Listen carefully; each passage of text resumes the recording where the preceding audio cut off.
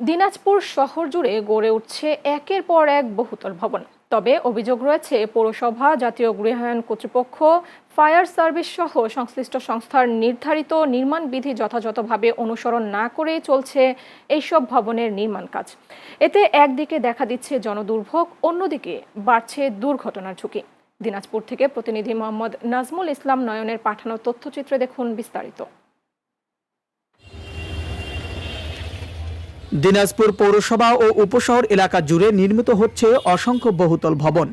তবে অভিযোগ, অধিকাংশ ক্ষেত্রেই মানা হচ্ছে না বিল্ডিং কোড, নির্ধারিত দূরত্ব বজায় রাখা এবং বাধ্যতামূলক গাড়ি পার্কিংয়ের নিয়ম। কোথাও কোথাও সড়কের একেবারে গা ঘেঁষে ভবন নির্মাণ করায় সংকুচিত হয়ে পড়েছে চলাচলের পথ, বাড়ছে দুর্ভোগ। স্থানীয়দের দাবি, নিয়ম বহির্ভূত নির্মাণ কাজের বিষয়ে একাধিকবার লিখিত অভিযোগ করলেও কার্যকর ব্যবস্থা নেওয়া হয়নি। এমনকি নির্মাণ কাজ বন্ধে অনেক ক্ষেত্রে উপেক্ষিত হচ্ছে আদালতের নির্দেশনাও। অভিযোগ রয়েছে, সংশ্লিষ্ট দপ্তরগুলোর কিছু কর্মকর্তা মাঠ পর্যায়ে তদারকি না করে দায়িত্ব শেষ করেছেন কেবল কাগজপত্রের মাধ্যমেই। কিছু মানুষের অসচেতনতার কারণে এই যে পৌরসভা বলেন, হাউজিং বলেন, এদের কিছু কর্মচারী আছেন যারা নিজস্ব স্বার্থ হাসিল করার জন্য বিভিন্ন দেখা যাচ্ছে 5 ফিট রাস্তা, সেখানে 5 তলার অনুমোদন অনেকে দিয়ে দিচ্ছে। এক্ষেত্রে পৌরসভার যে রোল প্লে করা দরকার, পৌরসভার কর্মকর্তারা সেই রোলটি তারা শো করে না। যেই কারণে দিনাজপুরের যারা বিল্ডিং বা ইমারত নির্মাণ করছেন তারা নিয়ম বহির্ভূতভাবে, নীতি বহির্ভূতভাবে সেগুলো নির্মাণ করছেন। দিনাজপুর পৌরসভা এমন একটি পর্যায়ে গিয়েছে যে বিভিন্নভাবে প্ল্যান দিচ্ছে এবং বহুতল ভবনে প্ল্যান দিচ্ছে, কিন্তু সেই প্ল্যানগুলি সঠিকভাবে বাড়িঘর, বহুতল ভবন নির্মাণ হচ্ছে কিনা তা দেখভাল করার কোনো খোঁজ খবর দিনাজপুর পৌরসভা বা প্রকৌশল বিভাগ রাখছে না। তার লোক যদি মারা যায় তাহলে এই রাস্তা দিয়ে লাশটা তো যাচ্ছে না, এবং 5 তলা ভবন বানাইছে 3-4টা। পৌরসভা এগুলা কোনো নিয়ম নাম মানতেছে না। আমাদের এই যানজট সৃষ্টি হচ্ছে, এইসব পৌরসভাকে দেখানো উচিত।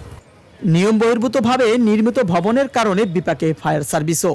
অগ্নিকাণ্ড কিংবা জরুরি পরিস্থিতিতে উদ্ধার কার্যক্রম পরিচালনায় পড়তে হচ্ছে নানা প্রতিবন্ধকতার মুখে। নির্দিষ্ট পরিমাপ রেখেই বিল্ডিংগুলো করতে হয়। যেমন পৌরসভার জন্য এক ধরনের নিয়ম আছে, সিটি কর্পোরেশনের এক ধরনের আইন আছে, ফায়ার সার্ভিসের আইন আছে। এই অনেকেই সমস্ত আইনগুলো উপেক্ষা করে তারা বিল্ডিং স্থাপন করেন। যদি ন্যারো রাস্তায় বিল্ডিং স্থাপন করেন, 4 তলা 5 তলা বিল্ডিং, সেখানে আমাদের ফায়ার সার্ভিসের গাড়ি পৌঁছতে অনেক কষ্ট হয়।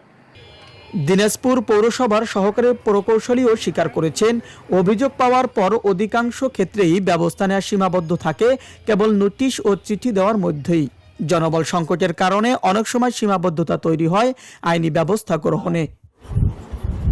যে শর্ত অনুযায়ী বিল্ডিংটা অনুমোদন দেওয়া হয়, যে বিল্ডিং বানায় সে কিন্তু আমাদের সাথে পরবর্তীতে যোগাযোগ করে।